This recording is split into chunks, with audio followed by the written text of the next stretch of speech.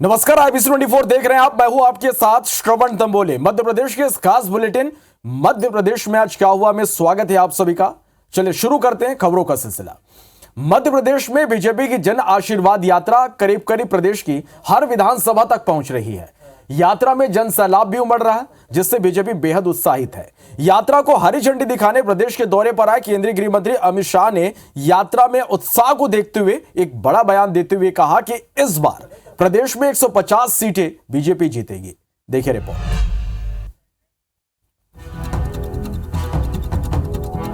मध्य प्रदेश में जन जन तक पहुंचने के लिए बीजेपी जन आशीर्वाद यात्रा निकाल रही है। 3 सितंबर को बीजेपी के राष्ट्रीय अध्यक्ष जेपी नड्डा ने चित्रकूट से आगाज किया, जबकि मंडला और श्योपुर से अमित शाह ने यात्रा को रवाना किया। ये सभी यात्राएं 220 विधानसभा क्षेत्रों से होते हुए भोपाल में जाकर समाप्त होंगी। यात्रा के आगाज के मौके पर केंद्रीय गृह मंत्री शाह ने 150 सीटें जीतने का दावा किया। वहीं विपक्ष को जमकर कोसते हुए कहा कि कमलनाथ ने सत्ता में रहते हुए शिवराज सरकार की योजनाओं को बंद कर दिया और भ्रष्टाचार के सारे रिकॉर्ड तोड़े। मध्य प्रदेश को बीमारू राज्य बनाकर ये श्रीमान बंटाधार छोड़कर गए थे। हमारे शिवराज सिंह चौहान ने इसको बेमिसाल प्रदेश बनाकर आगे बढ़ाने का काम किया। शिवराज सिंह चौहान ने इसको बेमिसाल प्रदेश बनाकर आगे बढ़ाने का काम किया। मध्य प्रदेश ऐसे राज्यों में सबसे पहला राज्य है जिसने मेरे आदिवासी भाइयों बहनों के लिए पेशा के कानून को जमीन पर उतारने का काम किया है। कमलनाथ और बंटाधार की केंद्र में सरकार थी। मनमोहन सिंह ने एक स्टेटमेंट किया। उन्होंने कहा देश की तिजोरी पर सबसे पहला अधिकार अल्पसंख्यकों का, मगर वो नहीं माने। अल्पसंख्यक तुष्टीकरण में कांग्रेस डूबी रही। एक गरीब घर की आदिवासी बेटी, संथाली आदिवासी बहन द्रौपदी मुर्मू को महामहिम राष्ट्रपति द्रौपदी मुर्मू बनाने का सम्मान भी नरेंद्र मोदी। कमलनाथ जी सूची नहीं भेजी, कुछ हजार किसानों की भेजी थी। शिवराज जी की सरकार बनी, सूची को बढ़ाया और 91 लाख किसानों को 12,000 रुपया हर साल मिल रहा है। दिग्विजय सिंह जी, आप और कमलनाथ, आप और करप्शननाथ दोनों सुन लो, जब 25 सितंबर को ये हमारी जन आशीर्वाद यात्रा समाप्त होगी, उसी दिन तय हो जाएगा कि मध्य प्रदेश में अगली बार 150 सीटों के साथ फिर से एक बार भारतीय जनता पार्टी की सरकार। वहीं सीएम शिवराज ने भी जन आशीर्वाद यात्रा के दौरान मंडला को सौगात दी। उन्होंने राजा हृदय शाह के नाम पर मेडिकल कॉलेज खोलने का ऐलान किया। उधर केंद्रीय मंत्री नरेंद्र सिंह तोमर ने यात्रा को ऐतिहासिक बताते हुए कहा कि जनता का आशीर्वाद मिलेगा और बीजेपी सरकार बनेगी। यहाँ मेडिकल कॉलेज बनने वाला है। भूपेंद्र यादव जी यहाँ बैठे हुए हैं। जमीन का थोड़ा सा चक्कर था, अब उन्होंने जमीन भी क्लियर कर दी है। जल्दी मेडिकल कॉलेज का भूमि पूजन करने यहाँ आएंगे। कांग्रेस को तो एक परिवार के अलावा दूसरे महानायकों का नाम ही याद नहीं आता। भारतीय जनता पार्टी की जन आशीर्वाद यात्रा प्रारंभ हो गई है। ये ऐतिहासिक यात्रा होगी, अभूतपूर्व यात्रा होगी और इसमें जो जनता का आशीर्वाद मिलेगा वो भारतीय जनता पार्टी की बहुमत की सरकार बनाएगा। उधर कांग्रेस ने यात्रा को लेकर तंज कसा और कहा कि जनता बीजेपी को समझ चुकी है। भाजपा को जनता से माफी के लिए यात्रा निकालना चाहिए। बीजेपी नेताओं का मानना है कि जन आशीर्वाद यात्रा लोगों के घर तक नहीं, दिल तक पहुंच रही है, लेकिन आगामी चुनाव में बीजेपी इसे कैश करा पाती है या नहीं, ये वक्त बताएगा। चुनावी साल में बीजेपी जनता में पैठ बनाने और उन तक अपनी पहुंच बनाने के लिए हर मुमकिन कोशिश कर रही है। बीजेपी जन आशीर्वाद यात्रा के साथ विकास रथ के जरिए जनता तक पहुंचने की कोशिश में है। साथ ही बीजेपी सरकार ने मैहर को जिला बनाकर लंबे समय से हो रही मांग को भी अब पूरा कर दिया है। देखिए रिपोर्ट। मुख्यमंत्री शिवराज सिंह ने 40 विकास रथों को हरी झंडी दिखाकर रवाना कर दिया है। ये विकास रथ विकास किया है, विकास करेंगे नाम से दौड़ेंगे। रथों में LCD के जरिए प्रदेश के विकास की फिल्म जनता को दिखाई जाएगी। फिल्मों के जरिए दिखाया जाएगा कि किस तरह बीमारू मध्य प्रदेश को विकसित मध्य प्रदेश बनाया गया। सड़क, बिजली, पानी, सिंचाई, निवेश के लिए सरकार की ओर से कौन कौन से काम किए गए। भाजपा सरकार का रिपोर्ट कार्ड भी इन LCD के जरिए दिखाया जाएगा। हमने क्या काम किया ये जनता को बताएं और जनता को बताने के लिए हमारे विकास और गरीब कल्याण रथ रवाना हो रहे हैं। रथों को रवाना करने के बाद सीएम शिवराज महर पहुंची जन आशीर्वाद यात्रा में वर्चुअली जुड़े और एक बड़ा ऐलान किया। उन्होंने महर को जिला बनाने की घोषणा की है कि मां शारदा की नगरी मैहर अब जिला बनेगी। महर को जिला बनाने से स्थानीय लोगों के जीवन में आने वाले समय में बदलाव आएगा। घोषणा से लोग खुश हैं। अब देखना होगा बीजेपी इस फैसले से कितना फायदा ले पाती है। मध्य प्रदेश कांग्रेस भी मिशन 2023 को लेकर पुरजोर तरीके से लगी है। बीजेपी जहां जन आशीर्वाद के जरिए लोगों को साधने की कोशिश में है, वहीं कांग्रेस वन अधिकार यात्रा के जरिए आदिवासियों में पैठ बनाने की कोशिश में है। देखिए रिपोर्ट। मध्य प्रदेश के वोटरों को साधने के लिए जहां बीजेपी जन आशीर्वाद यात्रा पूरे प्रदेश में निकाल रही है, वहीं कांग्रेस ने भी आदिवासियों को साधने के लिए वन अधिकार यात्रा का आगाज कर दिया है। ये यात्रा 15 जिलों की 39 विधानसभाओं से गुजरेगी और 19 सितंबर को चित्रकूट में इसका समापन होगा। इसके जरिए कांग्रेस खुद के कामों को गिनाएगी। पीसीसी चीफ ने इस यात्रा को कमजोर वर्गों के हितों को सुरक्षित करने वाली यात्रा बताया है। वहीं बीजेपी ने यात्रा को लेकर तंज कसा है। कमलनाथ जी और कांग्रेस पार्टी जितनी भी यात्राएं निकाले, जितनी भी गारंटियां दें, उनके मोहब्बत की दुकान में केवल नफरत का सामान है। सिवनी, बालाघाट, मंडला, जबलपुर, नरसिंहपुर, डिंडोरी, अनूपपुर, शहडोल, उमरिया, कटनी, सीधी, सिंगरौली, रीवा और सतना से होकर गुजरने वाली ये यात्रा वोटर्स पर प्रभाव डाल सकती है और यही वजह है कि बीजेपी इसे लेकर निशाना साध रही है। छिंदवाड़ा में 5 दिवसीय शिव पुराण का आयोजन हो रहा है। पंडित प्रदीप मिश्रा के मुख से कथा सुनने के लिए हजारों लोग यहां पर पहुंच रहे हैं। देखिए रिपोर्ट। देश प्रदेश में कई संत और बाबा हैं जिनका लाखों लोग अनुसरण करते हैं। बाबा के शब्द उनके लिए ब्रह्म वाक्य से कम नहीं होते। यही वजह है कि ऐसे संत और बाबाओं को जनप्रतिनिधि भी सम्मान देते हैं। छिंदवाड़ा में भी पीसीसी चीफ कमलनाथ 5 दिवसीय शिव पुराण कथा करा रहे हैं और कथा का वाचन प्रसिद्ध पंडित प्रदीप मिश्रा कर रहे हैं। पंडित जी का छिंदवाड़ा पहुँचने पर भव्य स्वागत हुआ। इस दौरान पीसीसी चीफ ने उनकी जमकर तारीफ की। छिंदवाड़ा की पवित्र भूमि पर आपने जो विशालतम मंदिर जो बनवाया दिया। कमलनाथ ने भी पंडित प्रदीप मिश्रा के गृहनगर पधारने पर धन्यवाद दिया और उनके शहर में पड़े कदमों को शुभ बताया।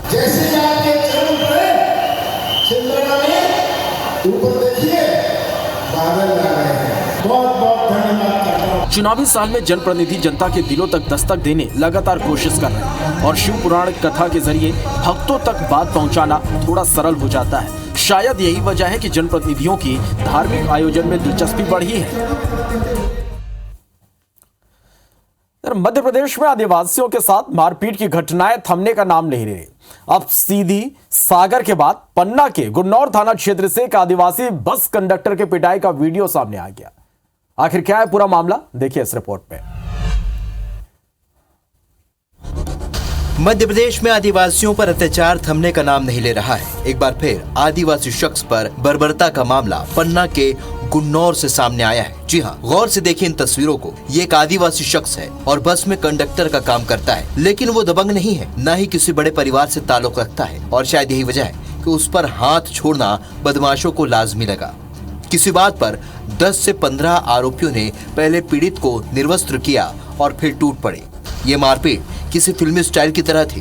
कंडक्टर जान बचाने की गुहार लगाता रहा, लेकिन किसी ने रहम नहीं किया। अब इस बेरहमी का वीडियो वायरल हो रहा है और वीडियो के आधार पर पुलिस ने एक संदिग्ध को हिरासत में लेकर पूछताछ शुरू कर दी है। मामले को लेकर सियासत भी शुरू हो गई है। कांग्रेस के प्रदेश अध्यक्ष कमलनाथ ने ट्वीट कर नाराजगी जताई है और शिवराज सरकार से दबंगों के खिलाफ कार्रवाई की मांग की है। वह इस घटना ने एक बार फिर सवाल खड़े कर दिए हैं कि आखिर कब तक आदिवासी बर्बरता के शिकार होते रहेंगे।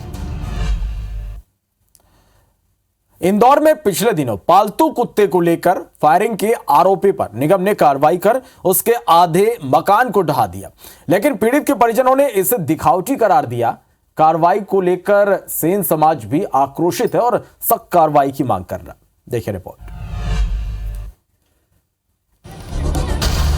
इंदौर में पालतू कुत्ते को लेकर हुए विवाद और फायरिंग में 2 लोगों की मौत के मामले में परिजनों ने नगर निगम पर दिखावटी कार्रवाई का आरोप लगाया है। दरअसल विवाद में आरोपी राजपाल सिंह राजावत ने फायरिंग की थी, जिसमें 2 लोगों की मौत और 6 लोग घायल हुए थे।